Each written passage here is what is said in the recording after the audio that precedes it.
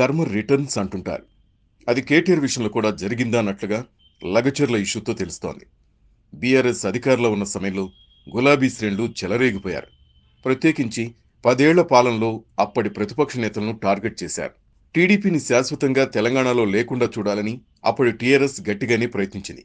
ఒక దశలో ఓటుకు నోటు కేసులో రేవంత్ రెడ్డిని ఇరకాటులో పెట్టిన కేసీఆర్ అవకాశం దొరికినప్పుడల్లా రేవంత్ను టార్గెట్ చేస్తూనే వచ్చారు. ఎంపీగా ఉన్న రేవంత్ను జైలు ఓచలు లెక్కలు పెట్టేలా చేశారు. తన కుమార్తె పెళ్లి వేడుకలకు కూడా సరిగా నిర్వహించలేని దుస్థితి రేవంత్ కల్పించారు. ఇక ఓటు కేసులో చంద్రబాబును ఇరికించాలని చూసినా ఆ ప్రయత్నాలు పెద్దగా బీఆర్ఎస్ కు ఫలించలేదు. ఇటు పాలన చేజారడంతో కేసీఆర్ కుటుంబంలో అధికార ఆరాటం ఎక్కువైపోయింది. కాంగ్రెస్ సర్కార్ను కేటీఆర్ టార్గెట్ చేశారు. సీఎం రేవంత్ రెడ్డిపై పదే పదే పరుష పదజాలం ఉపయోగిస్తూ ప్రభుత్వంపై రాజకీయ యుద్ధం స్టార్ట్ చేశారు. సంక్షేమ పథకాల అమలు పేరుతో రైతులతో పాటు అన్ని వర్గాల ప్రజలను రెచ్చగొట్టే కార్యక్రమాలపైనే బీఆర్ఎస్ ఫోకస్ చేస్తూ వచ్చింది.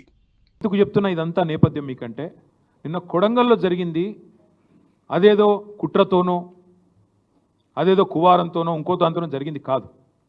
ఈ ముఖ్యమంత్రి యొక్క అనాలోచిత మూర్ఖ తుగ్లక్ విధానాల వల్లనే ఇవాళ ఒక్క కొడంగల్లో కాదు, ఇక సార్వత్రిక ఎన్నికల్లో సైతం బీఆర్ఎస్ ను ప్రజలు ఆదరించకపోవడంతో పాటు కేసీఆర్ కుమార్తె కవిత ఢిల్లీ మద్యం కేసులో అరెస్ట్ కావడం వంటి పరిణామాలతో కేటీఆర్ రేవంత్ సర్కార్పై మరింత కక్షను పెంచుకున్నారు. కవితను తీహార్ జైల్లో నుంచి బయటకు రప్పించడంలో కేటీఆర్ అండ్ కో పెద్ద ప్రయత్నమే చేశారు.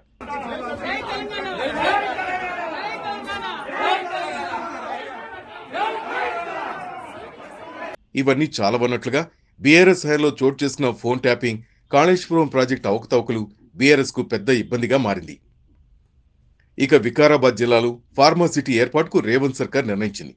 స్థల సేకరణ కోసం లగచర్లో ప్రజాభిప్రాయ సేకరణను కలెక్టర్ స్థాయిలో చేపట్టేలా అధికారులు రెడీ అయ్యారు. అయితే ఇక్కడే ప్రభుత్వం ఊహించని సంఘటన జరిగింది. ఫార్మాసిటీకి భూములు ఇవ్వమంటూ గ్రామస్తులు ఎదురుతిరిగారు. కలెక్టర్తో సహా అధికారులపై కర్రలు, రాళ్లతో దాడి చేశారు. వాహనాలను ధ్వంసం చేశారు. కలెక్టర్పై దాడిని సీరియస్ గా తీసుకుంది రేవంత్ రెడ్డి ప్రభుత్వం.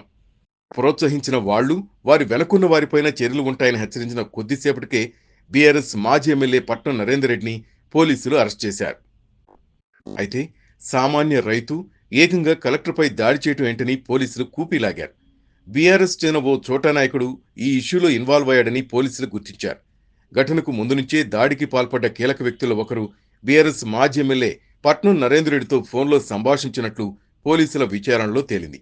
ఇదంతా కేటీఆర్ డైరెక్షన్లోనే జరిగిందని ప్రాథమికంగా గుర్తించారు.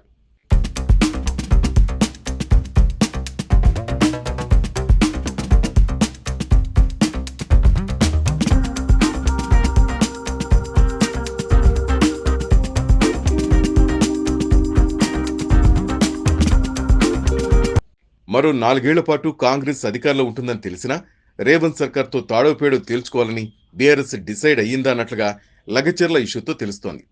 రైతుల కోసమే మా పోరాటమని కేటీఆర్ పైకి చెప్తున్నప్పటికీ ప్రభుత్వ అధికారుల దాడిలో కేటీఆర్ రెచ్చగొట్టడం వంటి అంశాలపై ప్రభుత్వం దృష్టి పెట్టింది.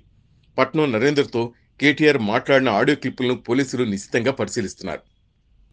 ఇంతేనా, ఇంకేదైనా అరాచకానికి దారి తీశారన్న కోణంలో అధికారులు లోతుగా ఎంక్వైరీ చేస్తున్నారు. దీంతో కేటీఆర్ అరెస్టు తప్పదా అన్న చర్చకు జైలుకు వెళ్లేందుకు నేను రెడీ అంటూ కేటీఆర్ వ్యాఖ్యలు చేయడం వెనక ఇప్పుడు తెలంగాణ రాజకీయాల్లో హాట్ టాపిక్ గా మారింది. ఈ సందర్భంలోనే గతంలో టీడీపీ అధినేత చంద్రబాబు ఆడియో క్లిప్పులను ఎడిట్ చేసి ఇరికించాలని చూసిన నాటి కేసీఆర్ ప్రభుత్వాన్ని ప్రజలు గుర్తు తెచ్చుకుంటున్నారు.